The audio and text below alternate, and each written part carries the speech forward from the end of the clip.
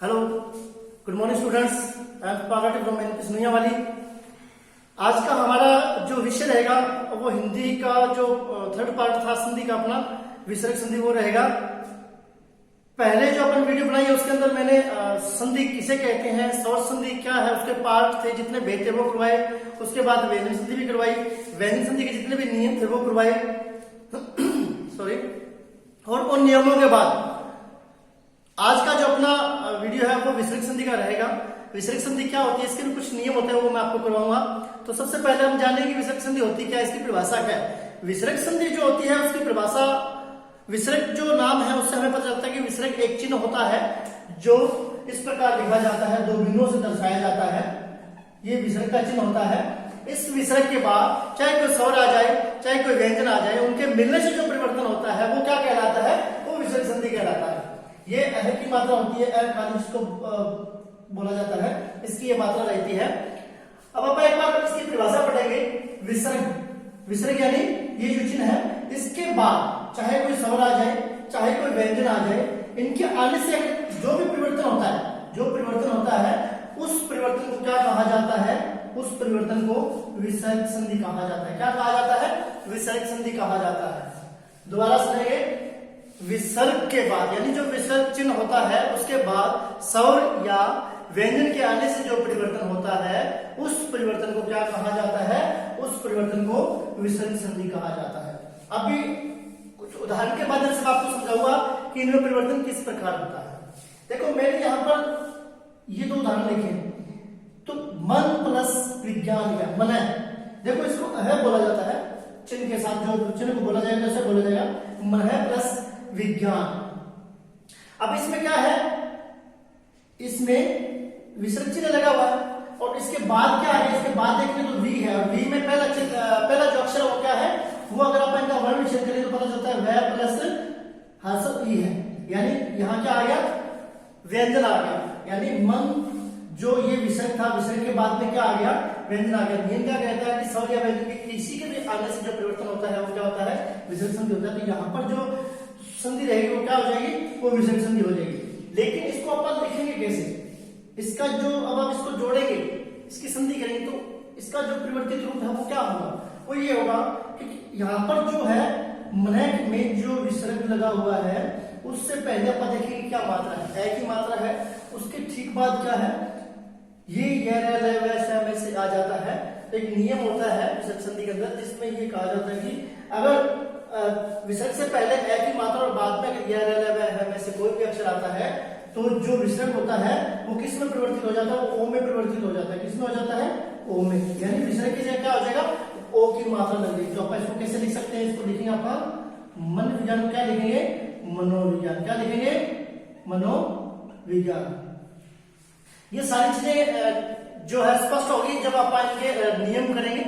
लेकिन पहले अब जब परिभाषा करते हैं तो उसके साथ कुछ उदाहरण करने भी जरूरी है। यहाँ लिख दिया नमय, क्या लिख दिया, नमय, आगे लिख दिया ते। अब नमय में तो विसर्ग है लेकिन आगे जो ते लिखा है, ते में पहला वर्ण क्या रहेगा, पहला इसमें तय रहेगा, तय प्लस ए की मात्रा है। तो अब जो तय है वो क्या है, वो एक व्यंजन है। अब विसर्ग के बाद में चाहे स्वर है चाहे व्यंजन है, इनके मिलने से जो परिवर्तन होता है वो क्या होता है, वो विसर्ग संधि होता है। तो यहाँ पर इनका जब आप जोड़ करेंगे तो ये विसर्ग है, ये क्या बन जाएगा, ये तय बन जाएगा। तय बनेगा कैसे, सॉरी स बन जाएगा। स कैसे बनेगा, स इसका एक नियम होता है, वो आगे मैं नियम आपको कराऊंगा। जिस प्रकार इसका ये नियम था होगा उसी प्रकार इसका भी नियम होता है कि विसर्ग का स जब विसर्ग के सामने या तो तय आ जाए या फिर स आ जाता है तो विसर्ग का स बन जाता है। इसको अपन लिखेंगे नम ते को क्या लिखेंगे, नमस्ते। क्या लिखेंगे, नमस्ते। नमस्ते क्यों लिखेंगे, क्योंकि ये जो विसर्ग था इसका जो परिवर्तित रूप था वो ये था। ठीक है, इस प्रकार आपको समझ आएगा कि विसर्ग संधि क्या होती है, इसकी परिभाषा क्या होती है। अब इसके कुछ नियम है, वो नियम अपन करेंगे और नियम से आपको समझ में आ जाएगा कि इसमें परिवर्तन किस प्रकार होता है। चलो करते हैं अपन नियम। अभी जो विसर्ग संधि का अपना पहला नियम है, विसर्ग संधि का पहला नियम है कि जो विसर्ग होता है, विसर्ग यानी ये जो चिन्ह होता है, इस चिन्ह के पहले, इस चिन्ह के पहले ए या आ में से कोई वर्ण आता है, कोई स्वर वर्ण आता है विसर्ग से पहले और उसके ठीक बाद, यानी विसर्ग के बाद, इस चिन्ह के बाद जो प्लस का निशान होता है, उस निशान के बाद में किसी भी वर्ग का तीसरा, चौथा, पांचवा वर्ण आ जाता है। कोई भी तीसरा, चौथा, पांचवा वर्ण आ जाता है वर्गों में से, या फिर य, र, ल, व, श, है, इनमें से कोई वर्ण आ जाता है, कोई भी वर्ण आ जाता है, तो क्या हो जाता है, जो विसर्ग होता है ना वो ओ में बदल जाता है, उसकी जो मात्रा है वो ओ की मात्रा बन जाती है। विसर्ग का जो रूपांतरण होता है वो क्या होता है, वो ओ हो जाता है। दोबारा सुनिए, विसर्ग से पहले आ होना चाहिए, उसके बाद में किसी भी वर्ग का तीसरा, चौथा, पांचवा वर्ण, या फिर य, र, ल, श, है में से कोई भी वर्ण आ जाए तो विसर्ग क्या हो जाता है, विसर्ग ओ की मात्रा में बदल जाता है। कैसे बदलता है, उदाहरण के माध्यम से आप समझेंगे। देखिए यहाँ पर मैंने लिखा मनह प्लस हर लिखा हुआ है, तो मनह में क्या है, विसर्ग, और विसर्ग से पहले क्या है, न दिखाई दे रहा है, तो न के अंदर कौन सी मात्रा लगी है, ए की मात्रा लगी। कौन सी मात्रा, ए की। उसके बाद में आगे प्लस के बाद क्या है, यहाँ पर है। अब ये क्या कहता है, नियम कहता है कि विसर्ग से पहले ए या आ होना चाहिए, तो यहाँ पर अपने को ए मिल गया। और विसर्ग के बाद में य, र, व, श, है में से कोई अक्षर होना चाहिए, तो अपने पास है, तभी क्या हो जाएगा, विसर्ग का अपना ओ बन जाएगा। तो इसको अपन कैसे लिखेंगे, विसर्ग को हटा देंगे, यहाँ ओ की मात्रा लगी, यानी मन हर क्या हो जाएगा, मनो प्लस हर, यानी मनोहर हो जाएगा। क्या हो जाएगा, मनोहर। इसी प्रकार आगे देखिए, अगला अपना जो उदाहरण है उसमें यश लिखा है, यशा। यशा में क्या है, विसर्ग लगा, विसर्ग से पहले ए की मात्रा है, और उसके बाद में क्या लगा हुआ है, दा। दा में क्या है, दा में द आ जाता है, और त, थ, द कौन सा वर्ण हो गया, ये किसी भी वर्ग का तीसरा वर्ण है। तो नियम के अनुसार अब ये विसर्ग है, ये क्या बन जाएगा, ये ओ बन जाएगा। क्या बन जाएगा, ओ। विसर्ग हट जाएगा यहाँ से, और ओ की मात्रा लगी, यानी यश को क्या लिखेंगे अपन, यशो लिखेंगे। क्या लिखेंगे, यशो प्लस दा, यानी अब इसको कटा करके क्या हो जाएगा, यशोदा हो जाएगा। क्या हो जाएगा, यशोदा। ठीक है। इसी प्रकार नीचे फिर एक उदाहरण दिया मैंने, इसमें क्या लिखा है, यशा लिखा है, यशा के बाद में गान है, तो यशा में विसर्ग से पहले ए की मात्रा, और गान में पहला क्या अक्षर क्या है, ग है। क, ख, ग। ग कौन सा होता है, तीसरा वर्ण होता है। तो यहाँ ये विसर्ग है, ये किस में बदल जाएगा, ये ओ में बदल जाएगा, यानी इसकी ओ की मात्रा लग जाएगी। तो यशा को क्या लिखेंगे अपन, यशो लिखेंगे। क्या लिखेंगे, यशो प्लस गान, और इसको पूरा करेंगे क्या हो जाएगा, यशो गान हो जाएगा। क्या हो जाएगा, यशो गान। तो ये था हमारा विसर्ग संधि का पहला नियम। अब आप करेंगे इसका नेक्स्ट नियम, दूसरा। चलो, तो ये हमारा दूसरा नियम है विसर्ग संधि का। पहले नियम के अंदर अपन ने क्या देखा था कि जो विसर्ग था उसका जो प्रवर्तित रूप था वो ओ बन रहा था। अब ये जो दूसरा नियम है, इसमें जो विसर्ग है वो बदलकर क्या बनता है, मैं आपको बताऊंगा। विसर्ग से पहले, यानी ये जो बिंदु है दो, इस चिन्ह से पहले ए आपको छोड़कर कोई भी मात्रा हो, यानी ए आपको छोड़कर कोई भी स्वर हो, उसमें क्या था, ए आ होना अनिवार्य था। यहाँ पर ए आ को छोड़कर कोई भी हो, ए आ नहीं होना चाहिए, उसके बाद अलावा चाहे कोई भी मात्रा हो, और विसर्ग के बाद वही चीज है, किसी भी वर्ग का तीसरा, चौथा, पांचवा वर्ण हो, या फिर ये है में से कोई अक्षर हो। क्या इसमें है, इसमें विसर्ग से पहले ए आपको छोड़कर बाकी कोई भी स्वर हो सकता है, और विसर्ग के बाद किसी भी वर्ग का तीसरा, चौथा, पांचवा वर्ण, या फिर यह है में से कोई अक्षर हो सकता है। तो इनके आने से जो विसर्ग होता है वो क्या हो जाता है, वो रै बन जाता है। क्या बन जाता है, रै, हलंत रै बन जाता है, यानी पूरा स्वर रहित रहेगा, पूरा रै नहीं रहेगा, वो उसमें स्वर नहीं लगा होगा, सिर्फ हलंत रै बनेगा। कैसे बनेगा वो आप उदाहरण के माध्यम से समझते हैं। जैसे मैंने लिख दिया नी प्लस धन लिखा हुआ है, तो यहाँ पर जो विसर्ग है, विसर्ग से पहले क्या है, नी, और नी के अंदर मात्रा किसकी लगी है, ई की, यानी अपने पास ई जो है ह्रस्व रहेगा। उसके ठीक बाद क्या है, उसके ठीक बाद ध आया, तो ध क्या होता है, त, थ, ध, ध। ये ध कौन सा होगा, चौथा वर्ण होगा। तो अपने पास ये नियम के अनुसार है कि उस विसर्ग से पहले तो ए आप छोड़कर अलग कोई मात्रा आई है, और उसके बाद में चौथा अक्षर है, तो विसर्ग का क्या हो जाएगा, रै बन जाएगा। रै कौन सा बन जाएगा, हलंत वाला। तो इसको कैसे लिखेंगे आप, इसको लिखेंगे निर प्लस धन। अब इसको इकट्ठा करें तो कैसे लिखा जाएगा, ये र हलंत है, इससे पहले का वर्ण पूरा है, इसके बाद का वर्ण पूरा है, बीच में र अधूरा होता है, यानी स्वर रहित रह होता है, तो रह कहां चला जाता है, ऊपर चला जाता है, ये ध के ऊपर चला जाएगा, ऐसा लिखा जाएगा इसको निर्धन, ऐसे लिखा जाएगा। कैसे लिखा जाएगा, इस प्रकार लिखा जाएगा निर्धन। इसी प्रकार दूसरा उदाहरण देखिए, द के बाद जो विसर्ग लगा, तो विसर्ग से पहले अगर बात करेंगे तो क्या आएगा, द प्लस उ, यानी उ की मात्रा है, उ ए आपको छोटे कोई दूसरा स्वर है, और उसके ठीक बाद में क्या है, न, यह वह में से कोई अक्षर हो तो क्या हो जाता है, विसर्ग का र बन जाता है। तो इसको कैसे लिखा जाएगा, इसको ऐसे लिखा जाएगा दुर, कैसे लिखा जाएगा, दुर प्लस लब।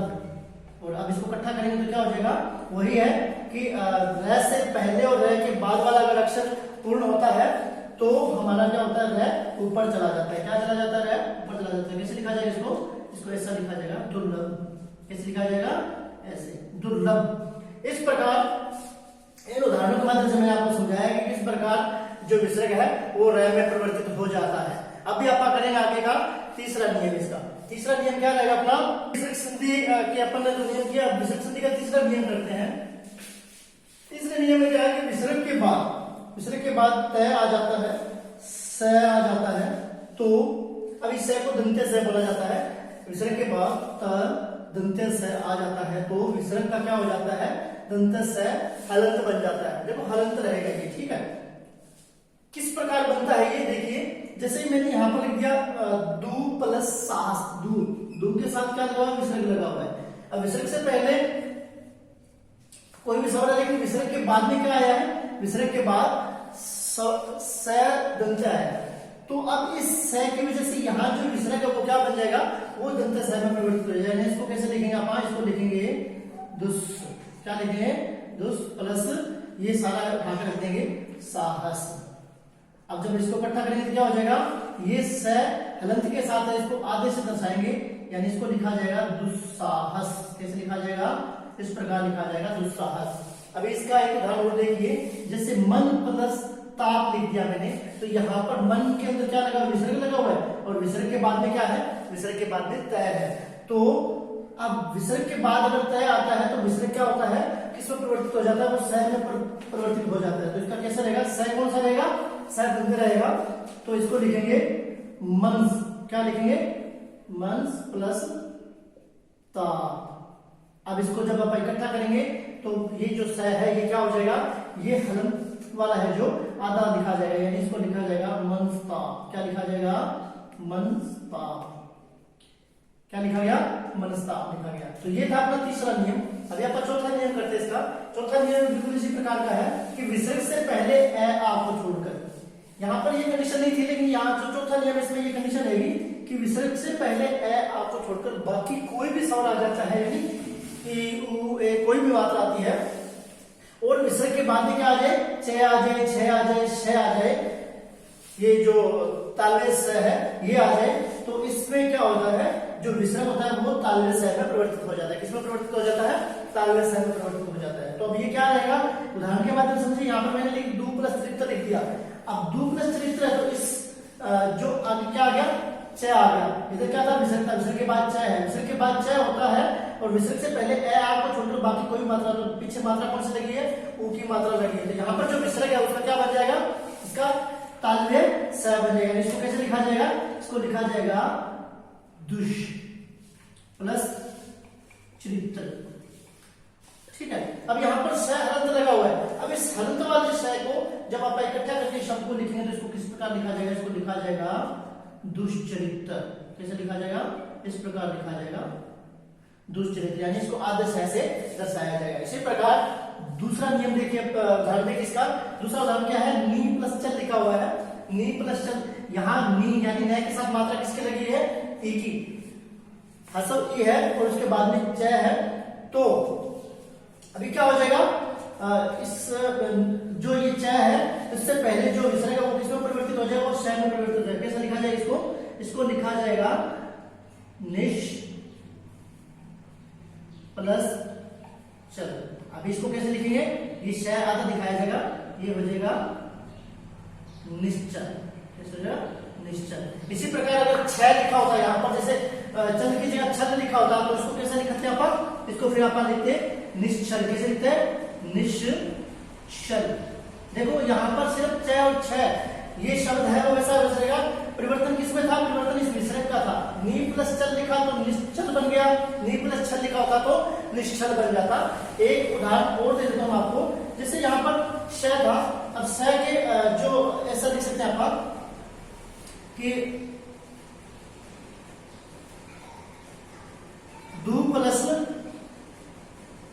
शासन लिख दिया मैंने, तो यहाँ पर श कौन सा आया, तालव्य से आया। यहाँ पर क्या है, विसर्ग। विसर्ग से पहले क्या है, आपको छोड़कर दूसरी कोई मात्रा यानी ऊंची मात्रा है, तो इस विसर्ग का क्या बन जाएगा, इसका तालव्य श ही बन जाएगा, हलंत के साथ रहेगा, क्योंकि यहाँ परिवर्तित हलंत है। और उसके बाद क्या है, उसके बाद में शासन है, वो वैसा वैसा लिखा जाएगा। जैसे आप इसको पता करेंगे क्या हो जाएगा, दुशासन हो जाएगा। क्या हो जाएगा, दुशासन हो जाएगा। ठीक है, इस प्रकार ये जो अपने हैं 4 नियम हो चुके हैं। 4 नियम के बाद में अब आगे के जो नियम अपन वो करेंगे। अभी इसका जो है 5वां नियम है, देखिए, विसर्ग से पहले ई उ हो, विसर्ग से पहले ई उ हो, और विसर्ग के बाद क्या हो, क हो, ट, थ, प, फ या स मूर्धन्य वर्ण हो, तो विसर्ग क्या हो जाएगा, मूर्धन्य स में परिवर्तित हो जाएगा। क्या हो जाएगा, मूर्धन्य स में परिवर्तित हो जाएगा। दोबारा सुनिए, विसर्ग से पहले ई या उ होना चाहिए, और विसर्ग के बाद में क हो, ट, थ, प, फ या मूर्धन्य स में से कोई वर्ण आता है, तो विसर्ग का क्या बन जाएगा, मूर्धन्य स में परिवर्तित हो जाएगा। कैसे होगा, जैसे यहाँ पर मैंने उदाहरण लिखा है, नी प्लस पा। अब नी में क्या है, विसर्ग लगा है, विसर्ग से पहले मात्रा किसकी है, छोटी ई की है। आगे क्या है, आगे प है, तो ये जो विसर्ग है ये किस में परिवर्तित हो जाएगा, मूर्धन्य स में। इसको कैसे लिखा जाएगा, इसको ऐसा लिखा जाएगा फिर निष्पा। क्या लिखा जाएगा, निष्पा, है ना। उसी प्रकार जैसे द के छोटे ऊ की मात्रा लगी हुई है, और उसके बाद में क्या आ गया, तय आ गया। अब द के छोटे ऊ की मात्रा हो या ई की मात्रा हो, और उसके बाद में अगर तय होता है तो क्या बन जाता है, विसर्ग मूर्धन्य स में परिवर्तित हो जाएगा। तो इसको कैसे लिखा जाएगा, इसको लिखा जाएगा दुष्ट। क्या लिखा जाएगा, दुष्ट। इस प्रकार लिखा जाएगा। उसी प्रकार मैंने यहाँ लिखा हुआ है बही प्लस कार लिखा हुआ है। अब बही में क्या है, हलंत, ये अपना जो विसर्ग है, विसर्ग से पहले क्या है, विसर्ग से पहले छोटी ई की मात्रा लगी है, यानी ये वाली है, और इसके ठीक बाद में क आना चाहिए। तो यहाँ पर क्या आया हुआ है, यहाँ पर क्या आया हुआ है, तो ये जो विसर्ग है वो फिर किस में परिवर्तित हो जाता है, मूर्धन्य स में परिवर्तित हो जाता है। तो इसको कैसे लिखेंगे अपन, इसका विसर्ग का हटाएंगे और उसकी जगह मूर्धन्य स रख देंगे। ये लिखा जाएगा बहिष्कार। क्या लिखा जाएगा, बहिष्कार लिखा जाएगा। तो ये था अपना 5वां नियम। अब इसके बाद में अपन करेंगे इसका आगे वाला नियम, 6वां नियम। इसमें भी पढ़ेंगे क्या होता है। इसमें देखिए, विसर्ग से पहले ह्रस्व स्वर, ह्रस्व स्वर मतलब छोटी मात्रा होनी चाहिए, और विसर्ग के बाद में अगर र आता है, विसर्ग से पहले ह्रस्व स्वर आता है और विसर्ग के बाद में अगर र आता है, तो क्या होता है, विसर्ग का लोप हो जाता है, मतलब विसर्ग खत्म हो जाता है, और विसर्ग से पहले का जो स्वर होता है, यानी जो ह्रस्व स्वर अपने पास था, वो क्या हो जाएगा, वो दीर्घ स्वर बन जाएगा, यानी बड़ी मात्रा में परिवर्तित हो जाएगा। जैसे उदाहरण के माध्यम से आप समझिए, यहाँ मैंने लिखा है नी प्लस रोग लिखा हुआ है, तो यहाँ विसर्ग है, विसर्ग से पहले क्या है, ह्रस्व स्वर, अपने पास छोटी ई की मात्रा है, यानी ह्रस्व स्वर, और उसके ठीक बाद क्या है, र है। तो अभी क्या होगा, जो विसर्ग है इसका लोप हो जाएगा, ये खत्म हो जाएगा, और जो ये इससे पहले की जो ह्रस्व मात्रा थी, जो छोटी मात्रा थी, वो क्या हो जाएगी, वो दीर्घ रूप ले लेगी, यानी बड़ी मात्रा बन जाएगी। तो इसको कैसे लिखेंगे अपन, इसको अपन लिखेंगे निरोग। कैसे लिखेंगे, इस प्रकार लिखेंगे निरोग। ठीक है। इसी प्रकार दूसरा उदाहरण और देख लीजिए, यहाँ पर मैंने नी प्लस रज लिखा हुआ है, नी में भी छोटी ई की मात्रा लगी हुई है, और विसर्ग के बाद में क्या आ गया, र आ गया। तो नियम क्या कहता है कि जब विसर्ग के बाद में र होता है, उससे पहले ह्रस्व अगर मात्रा लगी होती है, आपके पास ह्रस्व स्वर होता है, तो जो विसर्ग होता है उसका लोप हो जाता है, जो ह्रस्व स्वर होता है वो क्या, दीर्घ रूप ले लेता है। तो इसको कैसे लिखा जाएगा, इसको फिर ऐसे लिखा जाएगा, क्योंकि इसमें से विसर्ग हट चुका है, और जो ये मात्रा थी ये बड़ा रूप ले लिया इसने। ठीक है, ये था हमारा 6वां नियम। अभी अपन इसका एक नियम और करेंगे विसर्ग संधि का। तो विसर्ग संधि के अपन 6 नियम किए थे। अभी विसर्ग संधि का अपना आगे का नियम है, उसमें देखेंगे अपन कि विसर्ग से पहले अपन अपन क्या चेक करना है यहाँ पर, विसर्ग से पहले एस और हो, विसर्ग से पहले क्या हो, एस और हो, और विसर्ग के बाद क या प वर्ण आता है। विसर्ग से पहले एस और हो और विसर्ग के बाद क या प वर्ण आता है तो विसर्ग में कोई बदलाव नहीं आएगा, यानी जैसा है वो वैसा का वैसा ही लिखा जाएगा। ध्यान क्या रखना है, विसर्ग से पहले एस और होना चाहिए और विसर्ग के बाद में क या प, ये जो दो मैंने अक्षर बोले हैं पर्टिकुलर यही अक्षर होने चाहिए। तो जो जैसा शब्द आपके सामने है वो वैसा का वैसा लिखा जाएगा, उसमें विसर्ग में भी कोई बदलाव नहीं आएगा। कैसे, उदाहरण के माध्यम से देखिए, जैसे मैंने यहाँ पर लिखा है प्रत्यय, आगे काल लिख दिया, तो यहाँ पर क्या है, यहाँ विसर्ग है और विसर्ग से पहले क्या लिखा हुआ है, तय। अब तय में कौन सी मात्रा है, की मात्रा है, कौन सी मात्रा है, तय की, तो वापस। और इसके बाद में क्या है, इसके बाद में काल है, तो काल में पहला वर्ण क्या है, क है। अब ए के बाद विसर्ग और उसके बाद में अगर क आता है तो इसमें कोई परिवर्तन नहीं आता। ये कैसे लिखा जाएगा, ये जैसा है वैसा ही लिखा जाएगा, प्रातःकाल। क्या लिखा जाएगा, प्रातःकाल। इसी प्रकार ये देखिए अदर प्लस पतन लिखा हुआ है, तो इसमें क्या है, विसर्ग से पहले ए वर्ण है, क्योंकि जब कोई मात्रा नहीं होती तो ए वर्ण होता है, और इसके बाद क्या है, पै। तो हमारे नियम में क्या है कि ए के बाद विसर्ग और विसर्ग के बाद में पै हो या कै हो तो विसर्ग होता है, वो वैसे का वैसे लिखा जाता है। तो इसको भी वैसे का वैसे ही लिखा जाएगा। इसको कैसे लिखा जाएगा, अध पतन, ये भी ऐसा का ऐसा ही लिखा जाएगा, अध पतन। ठीक है, तो इस प्रकार ये हमारी जो है संधि कंप्लीट होती है, विसर्ग संधि। मैंने इसके 6-7 नियम कराया, ये जो मुख्य जो नियम थे वो मैंने करवा दिए हैं और अच्छे से करवाए हैं। आप इस वीडियो को ध्यान से देखना, समझना और इससे आप आगे और अभ्यास करना, क्योंकि यहाँ पर मैंने 2-2, 3-3 उदाहरण लेके ये जो नियम है ये करवाए हैं। अब आप वीडियो देखते हैं उसमें 2-3 नियम आपके सामने आते हैं, 2-3 नियम संधि सीखने के लिए काफी नहीं होते हैं, तो मैं आपसे गुजारिश करूंगा कि इनसे सीखकर आप और ज्यादा उदाहरण है लेकर उसकी प्रैक्टिस कीजिए, आप अभ्यास कीजिए, क्योंकि संधि एक ऐसा टॉपिक है, ऐसा जो विषय है जिसको आप जितना अधिक करोगे, जितना अभ्यास करोगे, उतना ही आप उसमें सक्षम होते जाओगे। तो आज की वीडियो मैं यही समाप्त करता हूँ और आशा करता हूँ कि आपको ये वीडियो पसंद आएगी। जय हिंद, जय भारत।